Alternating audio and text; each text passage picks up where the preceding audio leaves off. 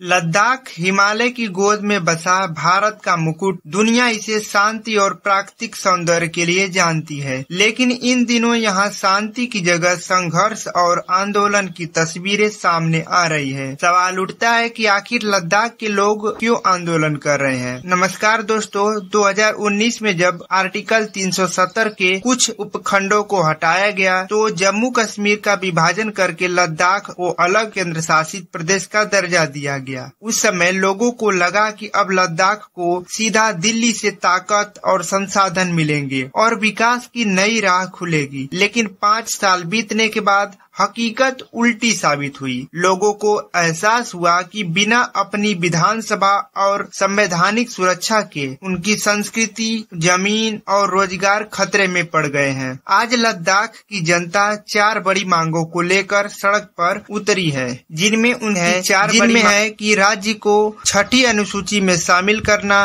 और नौकरियों और शिक्षा में गारंटी, तीसरा है जन प्रतिनिधित्व, चौथा है पर्यावरण की सुरक्षा। इस आंदोलन की सबसे बड़ी और प्रखर आवाज है सोनम वांगचुक, एक वैज्ञानिक, शिक्षा सुधारक और पर्यावरणविद, जिनसे प्रेरित होकर 3 इडियट फिल्म का किरदार फुनसुक वांगडू बनाया गया था। वांगचुक लगातार भूख हड़ताल और शांतिपूर्ण आंदोलन के जरिए दुनिया का ध्यान इस ओर खींच रहे हैं।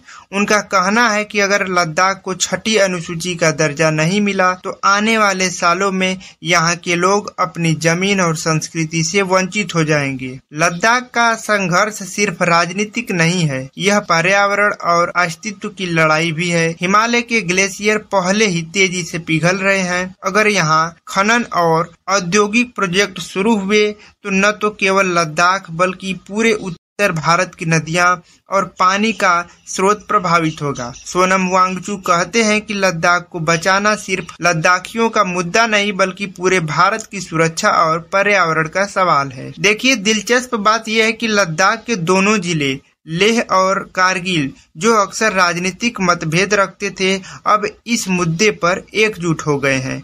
उनका मानना है कि जब तक उन्हें संवैधानिक सुरक्षा और राजनीतिक प्रतिनिधित्व नहीं मिलेगा तब तक उनका भविष्य असुरक्षित रहेगा। यही वजह है कि आज आम नागरिक, छात्र, व्यापारी और किसान सब आंदोलन का हिस्सा बने हुए हैं। लद्दाख के लोगों की आवाज अब दिल्ली तक पहुंच चुकी है, शांतिपूर्ण तरीके से लेकिन दृढ़ता के साथ अपने अधिकार मांग रहे हैं। सरकार ने उनकी कुछ बातचीत की है। लद्दाखियों की आवाज अब दिल्ली तक पहुंच चुकी है, वे दृढ़ता के साथ अपने अधिकार को मांग रहे हैं। सरकार ने कुछ बातचीत की है, लेकिन अभी तक कोई ठोस कदम सामने नहीं आया। लद्दाख के लोग कहते हैं कि हम सिर्फ विकास नहीं चाहते, हम चाहते हैं सुरक्षित विकास, जिससे हमारी पहचान और पर्यावरण दोनों बचे। लद्दाख की लड़ाई सिर्फ सड़कों पर हो रहे आंदोलन की नहीं बल्कि अपनी जमीन, अपनी संस्कृति और आने वाली पीढ़ियों के भविष्य को बचाने की है। सवाल अब यही है, क्या देश और सरकार इस पुकार को सुन पाएगी? कि लोगों को इस तरह का जो नैरेटिव फैलाना, ये मेरे ख्याल से बर्दाश्त से बाहर है। एडमिनिस्ट्रेशन कहना है कि ये इन्फॉर्मेशन पहले से थी कि इस तरीके के हालात बन से था तो ये बिल्कुल होना ही नहीं था। फिर तो सुबह से वहाँ कर्फ्यू क्यों नहीं लगाया आप लोगों ने? इतने पिछले 1-2 महीने से जो है वहाँ पे इतने जो है सीआरपीएफ वगैरह जो फौज जो है वहाँ जमा किया गया, वो उनको कहाँ रखे थे? फिर वहाँ पे एक बैरिकेड भी नहीं लगाया था उस 24 तारीख को। तो ये सारे चीजें अगर ऐसा है तो फिर फेलियर है इसमें एडमिनिस्ट्रेशन का। सॉल्यूशन कैसे लगेगा जब बातचीत नहीं हो पाएगी? लीगल उस पे हम हर चीज पे हम सोच रहे हैं। हमारे टीम वहाँ पे लेह में जो एपेक्स के हमारे जो लीडरशिप है वो सारे इन चीज़ों में लगे हुए हैं। वहाँ पे बार एसोसिएशन के जो वकील साहिबान हैं वो सब भी इसमें जुड़े हुए हैं। सब लोग हर चीज़ पे हम ये सोच रहे हैं। बहुत बहुत शुक्रिया हमसे बात करने। साफ तौर पर थे ये लद्दाख के सांसद हाजी हनीफ जान।